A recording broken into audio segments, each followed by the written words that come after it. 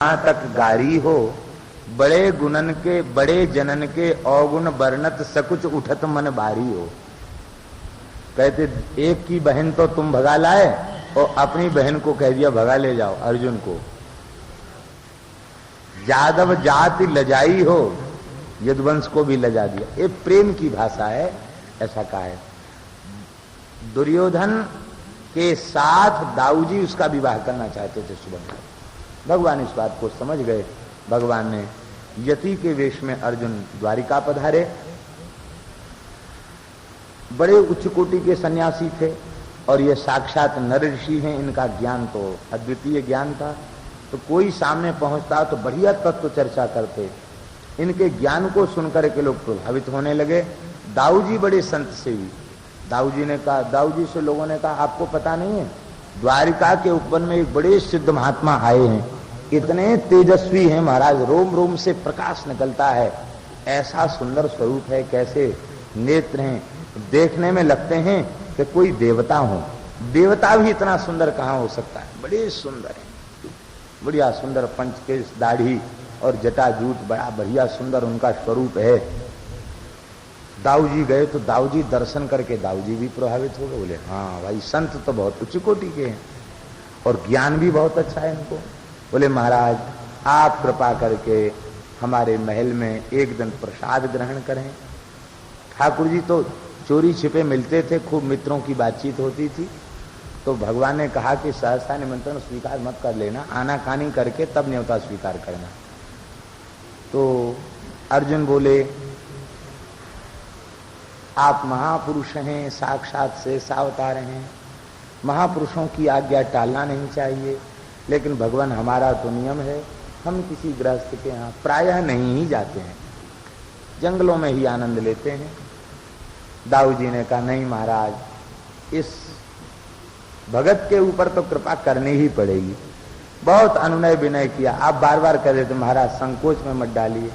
अच्छा ठीक है, जब आप कह ही रहे हैं तो चलेंगे। महल में पहुंचे, सुभद्रा जी को सेवा में लगा दिया, भोजन कराने की सेवा आपकी। सुभद्रा जी का पहले से ही मन अर्जुन का वर्ण कर चुका था।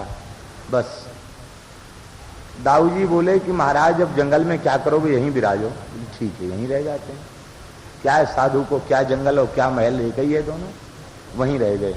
और इसके बाद गौरी पूजन करने के लिए जैसे ही श्री सुभद्रा जी पहुंची हैं कि बस सारथी को धक्का देकर के नीचे गिरा दिया और स्वयं अर्जुन रथ का संचालन करने लगे, रथ को भगा दिया। अब खबर पड़ी कौन ले गया रथ भगा के, तो लोगों ने कहा कि वो जो महात्मा थे महल में रुके थे वही ले गए रथ हाँक करके। अब तो दाऊजी का क्रोध समुद्र में जैसे ज्वार उठे। दाऊजी को बहुत गुस्सा आया, अरे हम तो बड़ा ऊंचा महात्मा मानते थे, पकड़ लो उसको। सैनिकों से कहा कि तुम लोग लौट कैसे आए।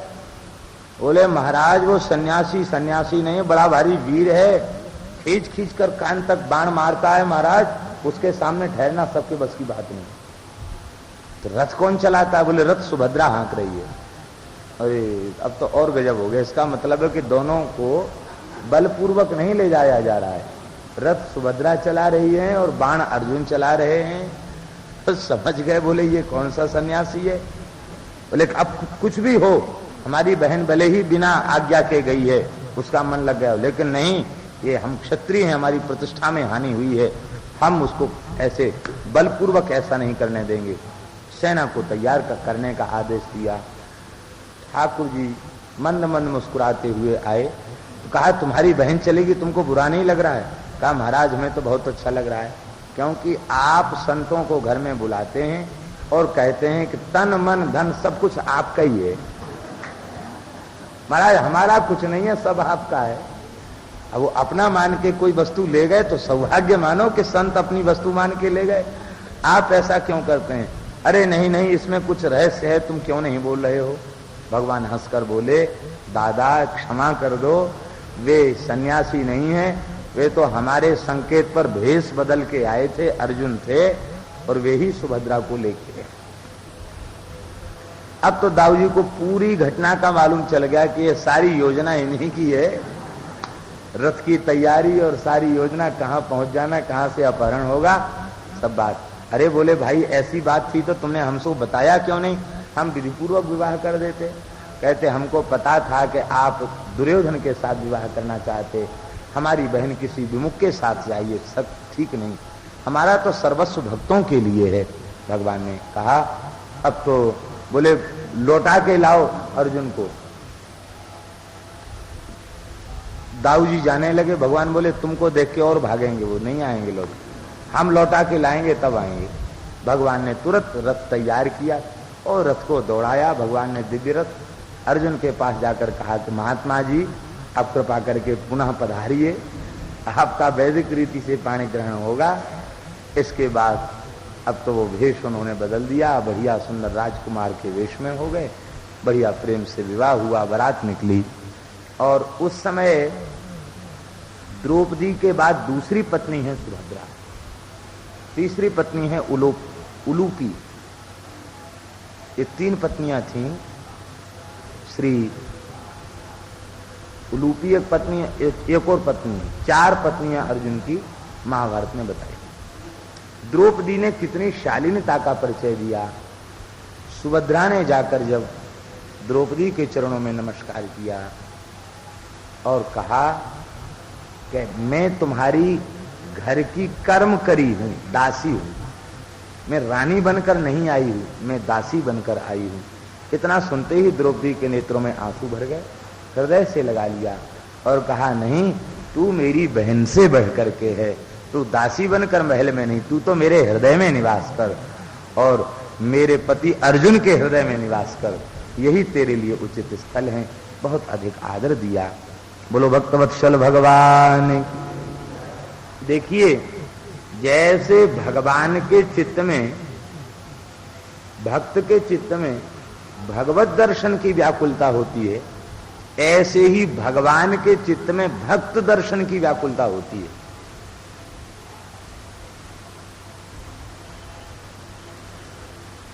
हमारे ग्रंथों में लिखा है, आप अपने घर में ठाकुर जी की सेवा पूजा कर रहे हो, भजन कर रहे हो, नित्य नियम कर रहे हो, ठाकुर जी का श्रृंगार कर रहे हो, उस समय कोई वैष्णव आ जाए तो समझ लेना चाहिए आज ठाकुर जी बहुत प्रसन्न है। और कहीं भोग लगते समय कोई संत आ जाए, अपने घर में ठाकुर जी का भोग लग रहा है, उसी समय कोई संत आ जाए तो समझ लेना चाहिए कि आज ठाकुर जी साक्षात आरोग्य पधारे हैं।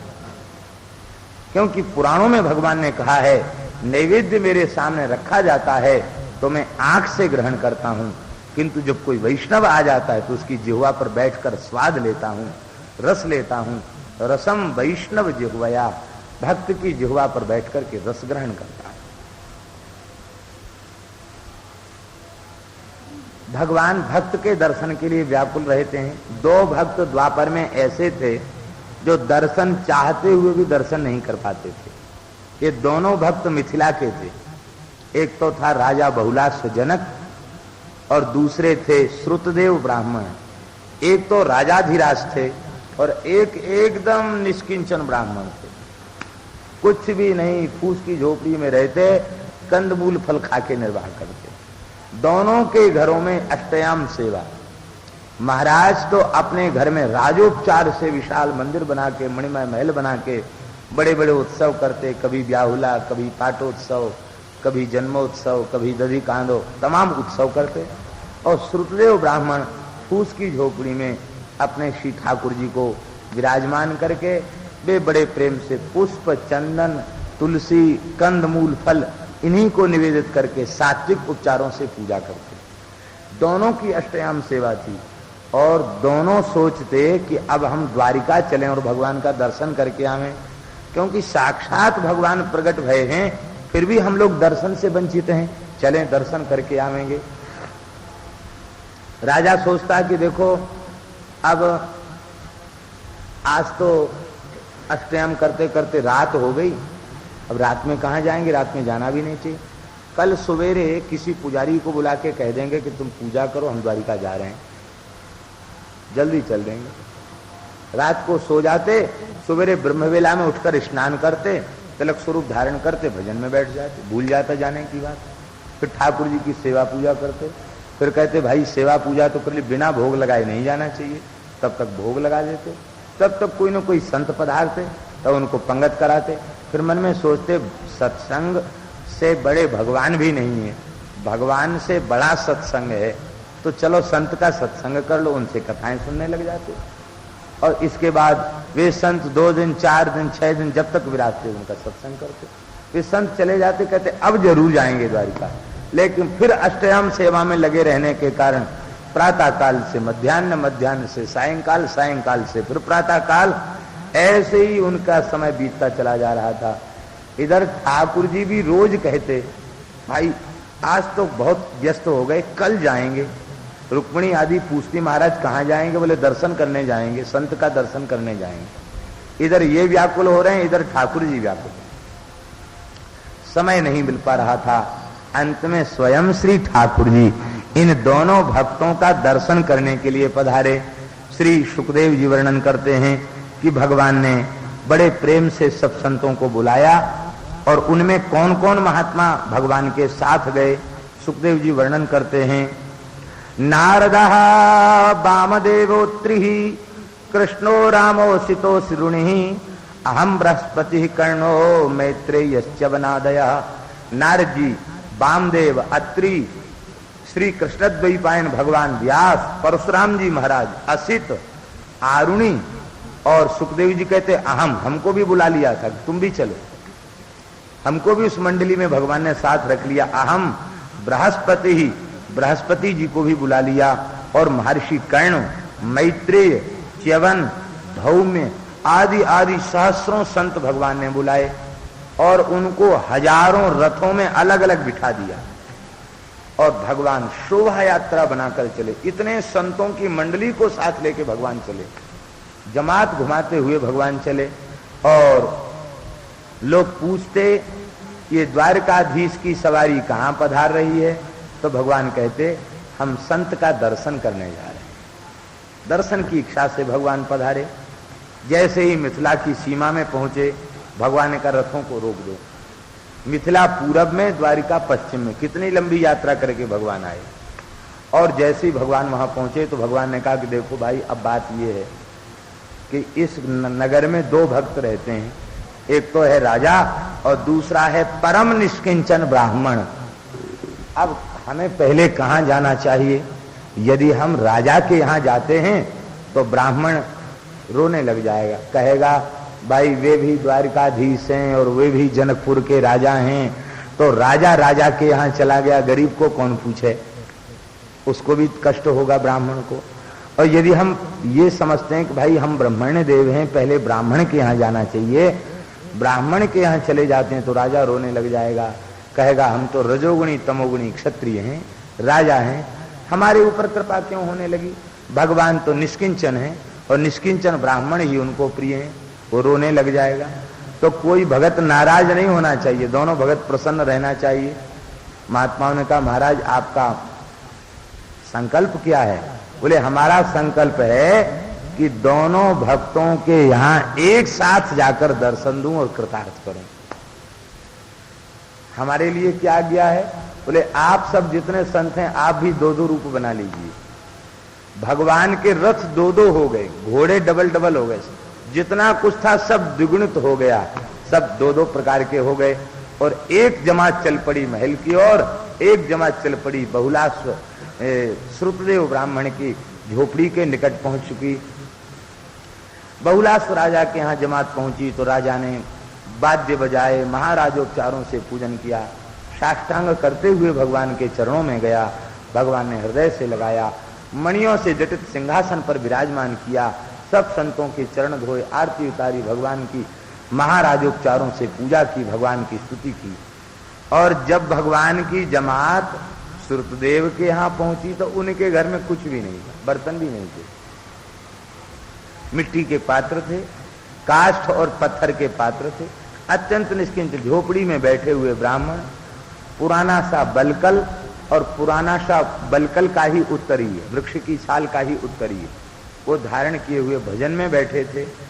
और जैसे ही इतने संत आए, ठाकुर जी आए, वे साष्टांग पृथ्वी पर लौट गए और अपने फटे हुए उत्तरी को उछाल उछाल करके नाचने लग गए। उस समय उस ब्राह्मण की प्रीति को देख करके वे बड़े बड़े अमलात्मा विमलात्मा परमहंस महात्मा वे उस ब्राह्मण को मन ही मन नमस्कार करने, धन्य है इस ब्राह्मण के हृदय में प्रेम। वस्तुतः निष्किंचनता के समय हृदय में जो भाव होता है वह भाव संपत्ति आने के बाद वो भाव नहीं रह जाता। आपके पास कुछ नहीं होगा जब भोग लगाने को ना, केवल तुलसी दल पधरा के भोग लगाओगे, हमारा तुलसी ही पाके जल पी लीजिए, ऐसा कहे कि जिस दिन अवसर आएगा उस दिन हृदय प्रेम से भर जाएगा। नाथ हम कुछ नहीं दे सकते, हम कंगाल हैं, एक तुलसी दल ही भेंट कर सकते हैं, हमारे पास और क्या है। निष्किंचनता का भाव सर्वोपरि भाव है। उस समय भगवान ने उनको ब्राह्मण देवता को कहा। श्रुतदेव ब्राह्मण ने भगवान की स्तुति किया और स्तुति करते हुए कहा, नमोस्तु तेऽध्यात्म विदाम परात्मने अनात्मने स्वात्म विभक्त मृत्यवे सकारणा कारण लिंगमीयुषे स्वमाया संवृत रुद्ध दृष्टये। देखो निष्काम संतों के हृदय में भगवत स्वरूप किस प्रकार से प्रकट हो जाता है। भगवान के तत्व का निरूपण कर रहे हैं श्रुतदेव। कहते हैं कि हे भगवान, आपके चरणों में हमारा बारंबार नमस्कार है। जो लोग आत्म तत्व को जानने वाले हैं, आत्मा के स्वरूप में स्थित हैं, शरीर को आत्मा नहीं मानते हैं, वे ही वस्तुतः आपके स्वरूप को पहचान पाते हैं। अन्यथा जो अनात्मा को ही आत्मा माने बैठे हैं वे कभी आपके तत्व को पहचान नहीं। अनात्मा क्या है? भगवान के अतिरिक्त जो कुछ है सब अनात्मा है। शरीर संसार अनात्मा है। अनात्मा को आत्मा माने बैठे हैं, वे आपके तत्व को नहीं पहचान पाते हैं। वे अनात्मा को ही आत्मा मानने वाले जीव दुखप्रद जन्म मृत्यु के चक्र में पड़े रहते हैं, उससे उनका कभी छुटकारा नहीं होता। लेकिन हे भगवान, आप सबके कारण भी हैं और सब कारणों से परे भी हैं, अकारण भी हैं। आप सत भी हैं और आप असत भी हैं, और सत और असत इन दोनों से भी अनिर्वचनीय आप हैं। ऐसे आपके स्वरूप को हमारा नमस्कार है। भगवान ने कहा कि देखो पंडित जी, नाचते नाचते बहुत देर हो गई, अब हमारी स्तुति मत करो, हमसे ज्यादा श्रेष्ठ ये संत हैं, इन संतों की स्तुति करो। देखो, ब्रह्मस्ते अनुग्रहार्थाय संप्राप्तान विद्यमून मुनीन संचरन्ति मया लोकान पुनन्तः पादरेणु भी। अपनी चरणरज से जगत को पवित्र करने वाले ये महात्मा मेरे संकल्प से तुम्हारे ऊपर कृपा करने के लिए आए हैं। देवता, क्षेत्र, तीर्थ, इनका दर्शन स्पर्शन और अर्चन करे तो शनै ही पुनन्ति, धीरे धीरे पवित्र होगा। लेकिन इन संतों का सेवन करे तो सद्यः पवित्र हो जाता है। ये संतों की महिमा है। और देखो, ये सब ब्रह्मर्षिगण जन्मना ब्राह्मणो श्रेयान सर्वेषां प्राणिनामिह तपसा विद्यया तुष्ट्या किमुमत्कलया युतः। बड़ी सुंदर बात भगवान कह रहे हैं। भगवान कहते, देखो ये संत ब्राह्मण तो जन्म से ही श्रेष्ठ होते हैं, मेरी उपासना में तो बाद में प्रवृत्त होते, श्रेष्ठ तो वे जन्म से ही होते हैं।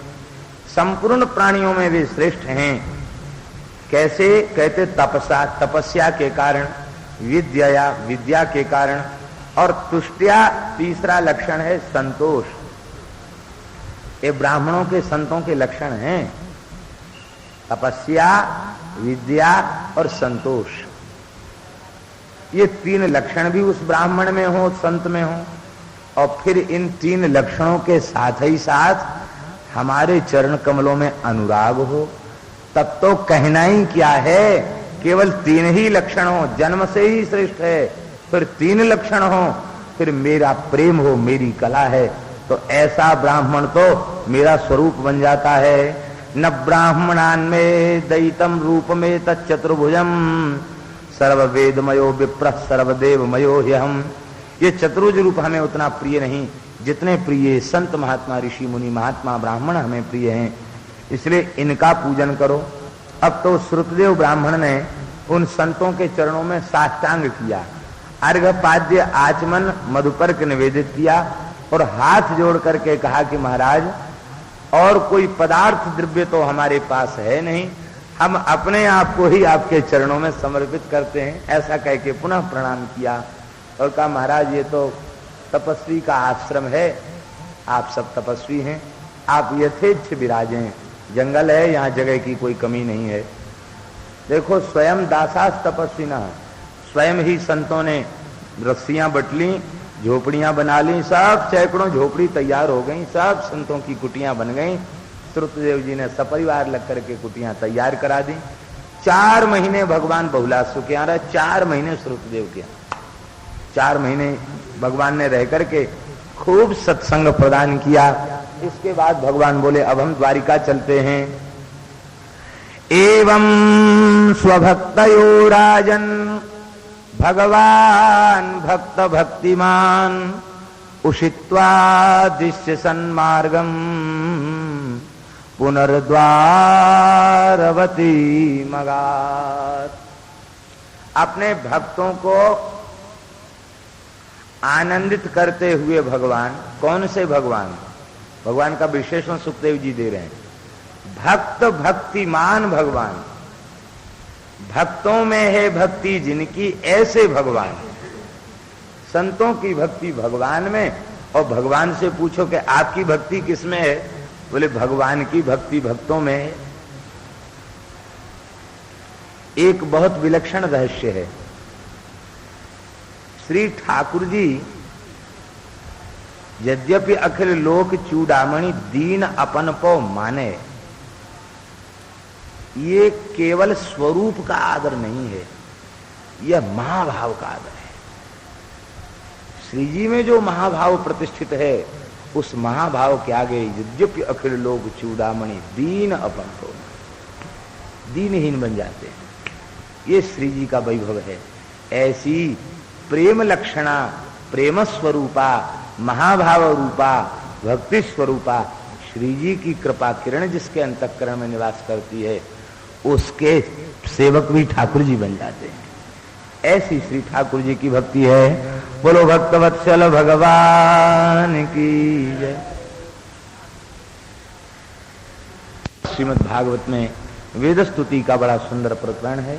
परीक्षित जी ने पूछा कि भगवान स्वभाव से ही त्रिगुण से रहित हैं, उपाधि शून्य हैं और वेद त्रिगुण का प्रतिपादन करते हैं। ऐसी स्थिति में वेद किन शब्दों में भगवान की स्तुति करते हैं, आप कृपा करके बताएं।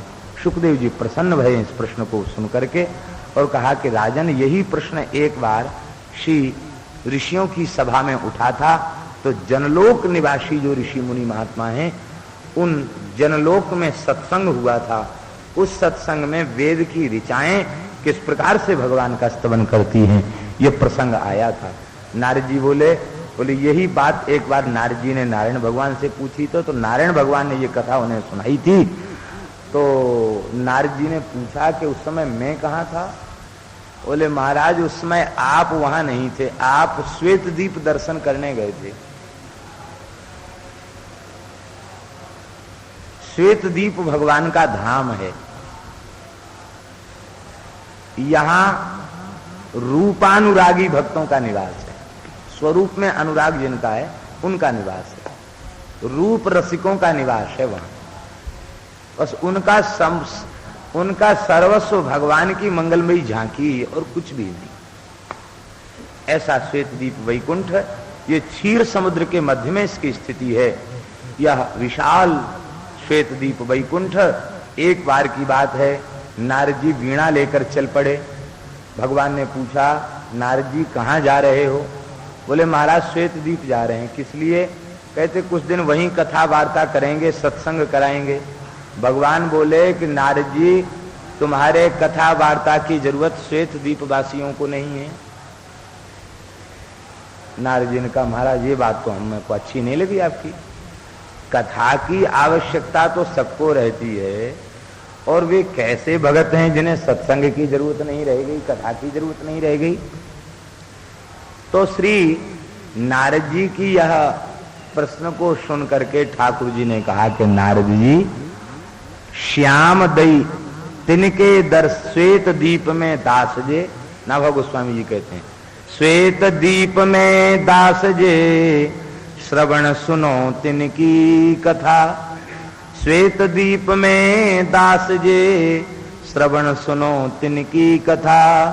तिनके दर्शन काज गए तहाँ बीणा धारी।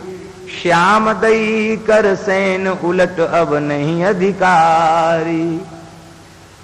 उपदेश देने मत जाना, तुम अधिकारी नहीं हो उनको उपदेश देने के। नारद जी बोले महाराज बात बुरी लग गई हमको, समझ में नहीं आई। ठाकुर जी ने कहा नारद जी चलो हम खुद दिखाते हैं किसे तुम उपदेश सुनाओगे। भगवान को लेके, भगवान नारद जी को लेके वहां पहुंचे और पहुंच के बोले कि देखो सबसे पहले भक्त का दर्शन करो। एक बगुला सरोवर में एक पैर से खड़ा। भगवान बोले सबसे प्रथम भक्त यही है, इनका दर्शन करो। नारी हंसने लगे, वाह अच्छे बगुला भगत के दर्शन कराए। ले बगुला भगत नहीं है, ये बड़ा उच्च कोटि का संत है। 10,000 वर्ष हो गए हैं इसने जल नहीं पिया है। क्यों?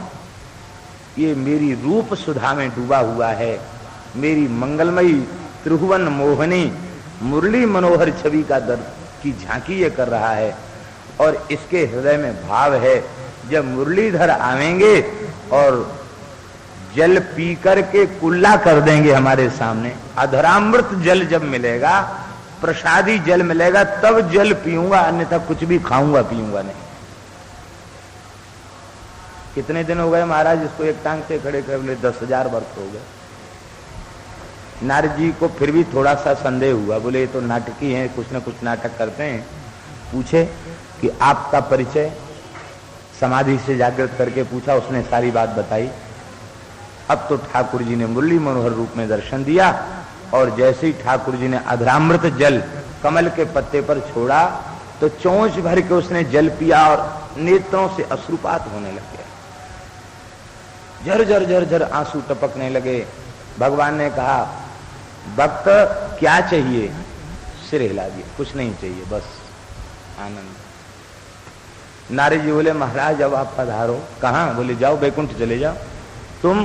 कहते हम तो इसी बगुला कोई गुरु बना के इसकी कुछ दिन लंगोटी धोएंगे, इसी की सेवा पूजा करेंगे, इससे सत्संग करेंगे। अब उपदेश देने की भावना खत्म हो गई, अब तो इससे सुंदर रस की बातें इससे सुनेंगे, अब उपदेश नहीं देंगे। ऐसा श्वेत दीप। तो आप श्वेत दीप गए थे और श्वेत दीप में आपको काफी समय लग गया वहां के प्रेमियों का सत्संग करने में, इसलिए आप उस प्रसंग से बच गए। आपने वह वेदस्तुति का प्रसंग नहीं सुना। श्रुतय ऊचुहु, वेद की ऋचाएं भगवान का स्तवन करती हैं। यह श्रीमद् भागवत का अतिशय गंभीर प्रकरण है और हमारे जैसे अज्ञ की ऐसे प्रकरणों को कहने की पात्रता नहीं है। और वस्तुतः वेदस्तुति जैसे प्रकरण स्वतंत्र रूप में श्रवण के ही योग्य हैं। अत्यंत गंभीर शांत श्रोता हों और एक एक दो दो श्लोकों का खूब खुले रूप में भाव और उनका चिंतन किया जाए, भागवत के कतिपय टीकाकारों का स्मरण करके उनका आस्वादन किया जाए, तभी ये समझ में आता है। एक श्रुति का अर्थ करके और अंत में आगे के प्रसंग को कहते हैं। समय भी हो रहा है, आज यहाँ जरा भंडारा भी है। महाराज ऊचुहु जय जय जय जा मजित दोष ग्रभीत गुणाम त्वमसि यदात्मना समवरुद्ध समस्त भगा अग जग दोकसा मखिल शक्त्यवबोधकते क्वचिद जयात्मना चचरतो नुचरे निगमा। भगवान का एक नाम जय भी है, विनयो जयः सत्यसंधः दासारः सात्वताम पति, विष्णु सहस्त्र नाम में। और भगवान का नाम भी जय और भगवान की कथा भी जय, भगवान का स्वरूप भी जय, भगवान की लीला भी जय।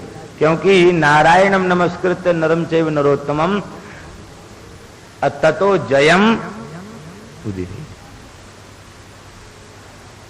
जयम जयाख्यम भगवत चरित्रम उदीरयेत्।